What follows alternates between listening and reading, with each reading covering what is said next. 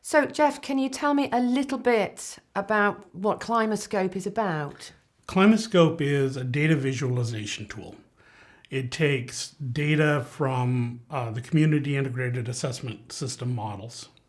And these are very reasonably complex models. They're not quite as complex as a general circulation model. But those are huge. They take days to run, weeks to run.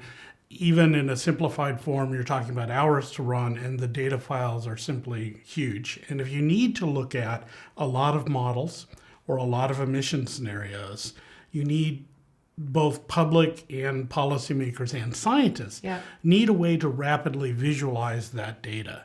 And it was my challenge to try to come up with a way of taking these very large data files, many tens of megabytes to hundreds of megabytes, and put them in a way that you could simultaneously look at a lot of data over reasonably low bandwidth. So something that you could use, granted with high speed, or what you normally consider high speed data, in a place like Bangladesh or a place like Madagascar. Some place where people need access to climate data, but otherwise they really can't access it because it's too big. They can't deal with it. So what I did was take the data, turn it into a flash file in this program, and that allows me to overlay all of these different layers. And so I can overlay either 18 climate models, or I can overlay 9 emission scenarios and allow you to compare and see very quickly what it is that you're looking at. So in this case, what you're seeing is what I call the emission scenario explorer.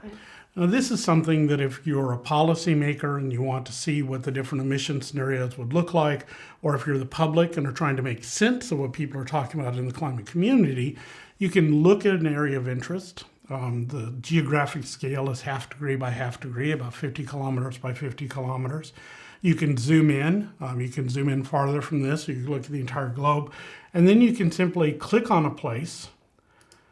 And in this case, what we're looking at is the annual average temperature at the end of the century for one of the models. This is the very commonly used Hadley CM3, Community Model 3.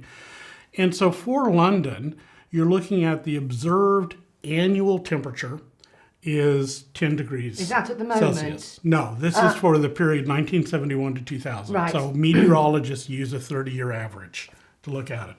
And then if you hear the terms, so you'll either hear something called the SRES scenarios or the RCP scenarios.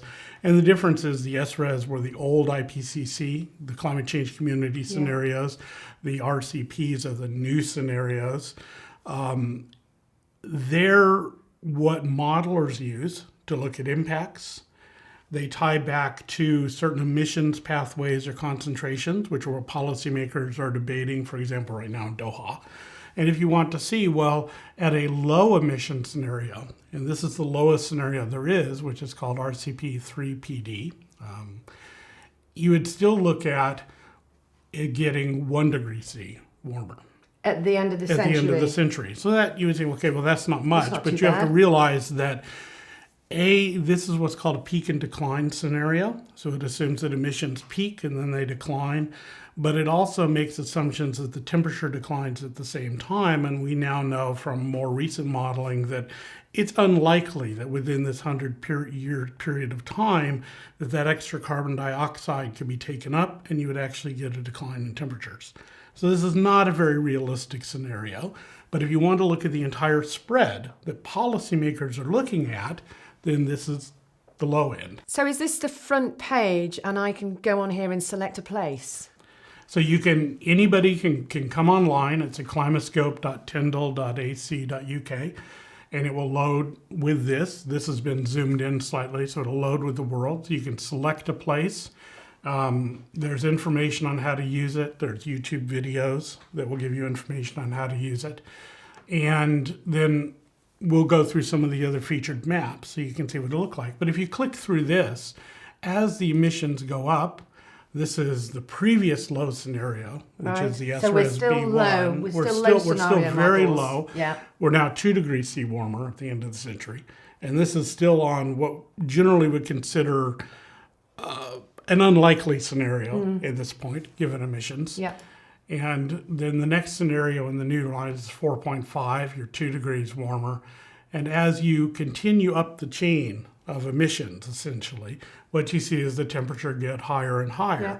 And so as you get to, say, RCP 6, which many people would consider these sort of middle of the road scenarios, which you could potentially reach if policies were put in place, now you're talking about 2.5 degrees C warmer. So we're at the middle of the optimism scale here. Well, sort of the middle of the optimism scale. And as you continue up, now we're getting towards the high end. These are the higher scenarios. A2, A1FI, which is fossil fuel intensive use, or RCP 8.5, which is the highest that the IPCC has looked at. Right. You're now looking at a London that's almost 4 degrees C warmer. We're on a trajectory right now higher than any of these. Gosh. So it's a question of how quickly policymakers would then make a decision. But having a tool like this allows a policymaker or a planner or industry to look at, and if they in their area know, well, I can live with this much temperature change, or I might be able to live with this much precipitation change. You could then look and tie it back to which emission scenario exceeds that. Right. It can help frame for you then, in a mitigation point of view, how far is too much. The thing is that temperature and or precipitation is somewhat misleading. Ultimately, you need to turn this into impacts because people don't really understand the temperature. They may think that 2 degrees C, well, that's not that bad. Yeah. You know, we experience that with weather, we experience with seasonal changes. But 2 degrees C is actually a fairly major change in terms of agriculture. It's a major change for water use. It's a major change for fisheries, for wildlife. You're actually then looking at fairly major changes in the timing of when you might get a crop, when a pest would come out, how species will move. So 2 degrees is a lot, and 2 degrees is generally considered, if you will, the safe threshold everybody's been trying to reach. But we're not going to reach it. But we're not going to reach it. And so all of the papers, all of the articles that you see talking about, we can't reach 2 degrees. Well, this is showing you that almost any of the scenarios will exceed 2 degrees, at least for London. Yeah. They're talking about a global temperature average. So we've looked at about 4 or 5 models or scenarios there. Why is it important to look at so many? Why not just pick one climate model? Well, in this case, we're looking at the range of scenarios. Now, you may have a reason to want to look at a given scenario. You can do this with this tool. But if instead you want to look at the range of variability for models, what you can do is, let's say, look at precipitation. Yeah. And in this case, what I've done is I've looked at when the global average temperature reaches 2 degrees C. So this threshold that policymakers are looking at, this is the threshold where adaptation planners or adaptation planning is going. It's unlikely that we'll come in at the end of the century at less than 2 degrees Right. C. Oh, so adaptation is about, this is going to happen. How are we going to adapt? Well, it's how do we adapt to these changes? And so there's various ways that adaptation practitioners think about it. In some cases, they think about, well, we need simply to build resilience in the system. And usually when you're thinking about adaptation and building resilience, you're thinking more about how do you adapt a society or agriculture or water, for example, to climate variability. Because we've already seen the climate is becoming more extreme. We're getting more droughts, we're getting more floods. So the first step is, from an adaptation point of view, is to look at those extremes. But even that, as the average temperature increases, you're going to go outside of that comfort zone. So it's how do you think about adaptation? How much do you have to adapt to? And so I developed these series of adaptation scenarios where you could look at a 2 degrees C world, a 3 degrees C world, or 4 degrees C world, and say, well, how much does the climate change?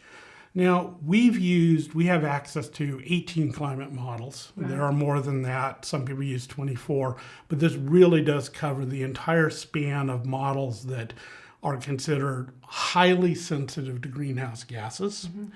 And models that are considered not very sensitive to greenhouse gases. So it's the optimistic to the pessimistic. Well, you mean in those cases, they're not really designed to be optimistic or pessimistic. It's just different scientists how they look at the ocean and the atmosphere and the land varies. And so how they build their models. Now, the goal of any model is to adequately look at the last 100, 200, 300, 10,000 years, depending on the model.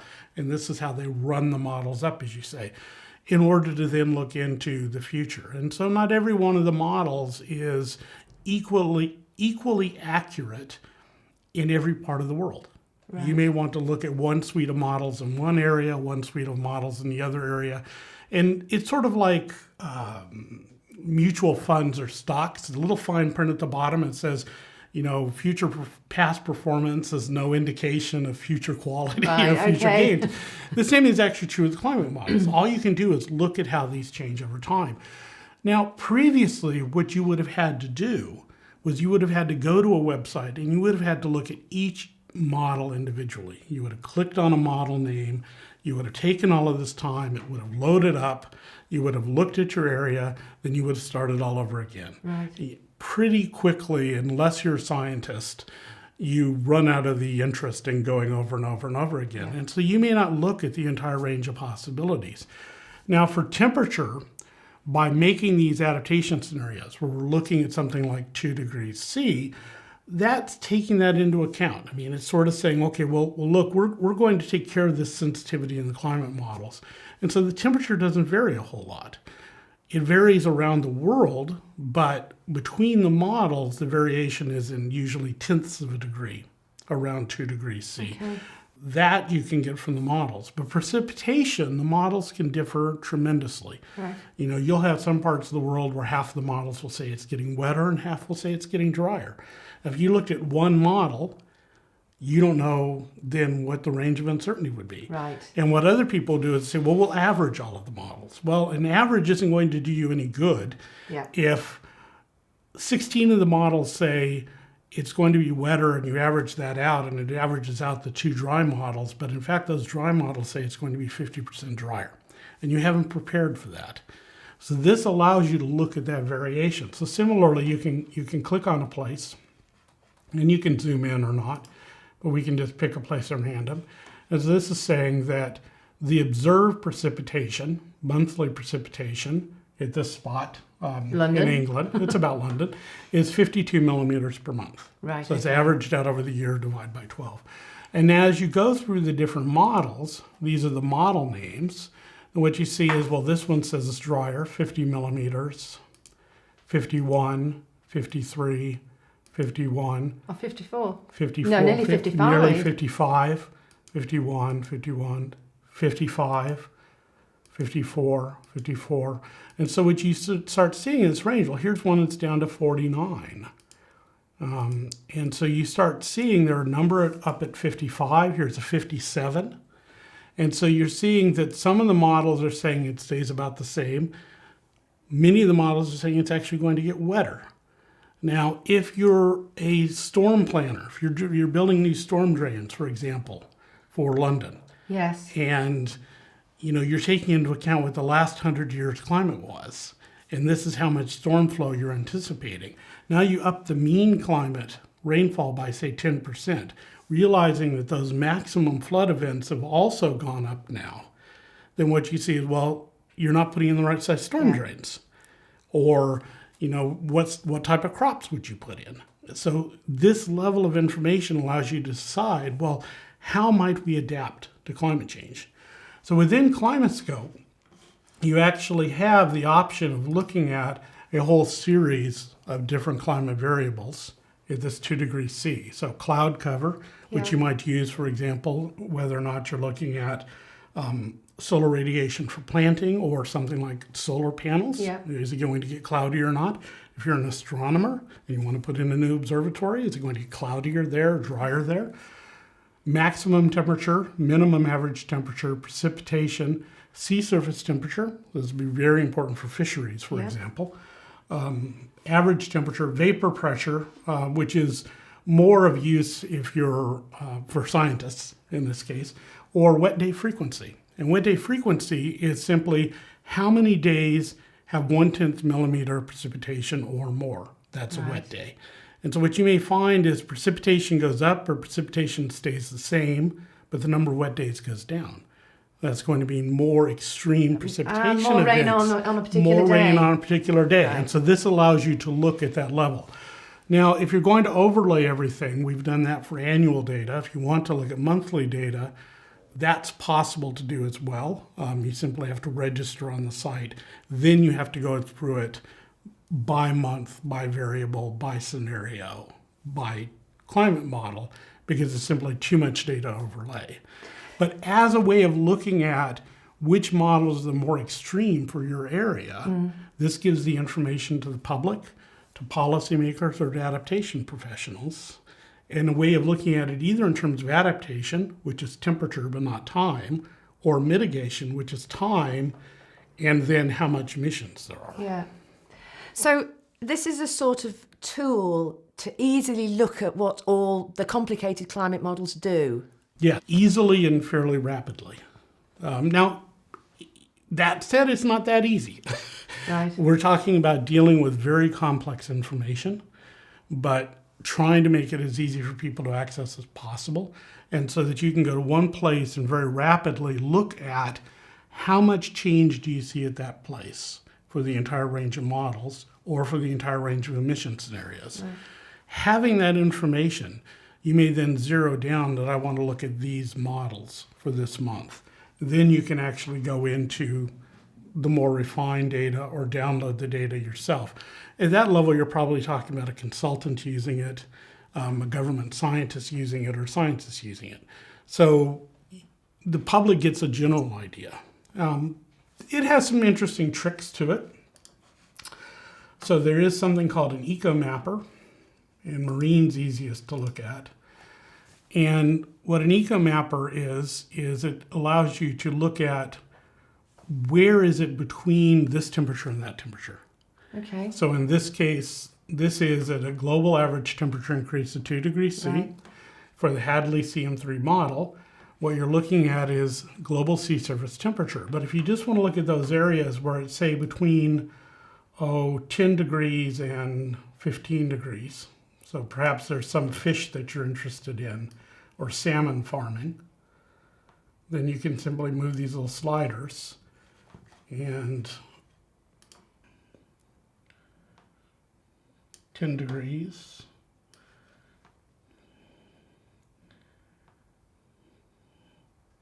15 degrees. So that's the zone where if this particular fish, say, that you wanted to have in mariculture, aquaculture, you could have in these areas for 1971 to 2000. So that's the average sea surface temperature. Yeah. But if the sea temperature goes up by 2 degrees C, then these darker yellow areas are the areas of overlap. So areas where it's currently 2 degrees C and it will still be 2 degrees C. So these are the areas where you can have what's called a no regret scenario. If you put something there, it's currently suitable, and for this particular model, it's saying it would still be suitable in the future. So there you can see this is current. So right there, this now would become suitable for this species. Yeah. And some of the areas down here would become unsuitable. Yeah. And so you can look at this using what's called an eco mapping or an eco crop type approach, both for fish by using marine eco mapper, or if you use terrestrial eco mapper, it's just slightly more complex because usually for fisheries, you're mostly interested in temperature, for sea surface temperature. For crops, you may be interested in both temperature and precipitation. Yeah. But the information is still here where you can then rapidly look at, in this case, average temperature, 2 degrees C temperature, as well as precipitation. And so you can look at an area that's between 10 and 20 degrees C and between 10 millimeters and 50 millimeters. So I might decide that because temperature's increasing, but also precipitation's growing up, that I shouldn't grow wheat, I should be growing rice instead. Exactly. So you can find the information on the web as to what are the general requirements for precipitation or for temperature for this crop. And you could click on an area and determine, well, this area will not be suitable for this crop in the future. And you can do this by simply moving these sliders. You can do this for a whole host of crops. So how do people find this then? So they can go to climascope.tyndall.ac.uk and it will just load like this. There's no registration. There's not even sure we use cookies. I don't know. I didn't write the program.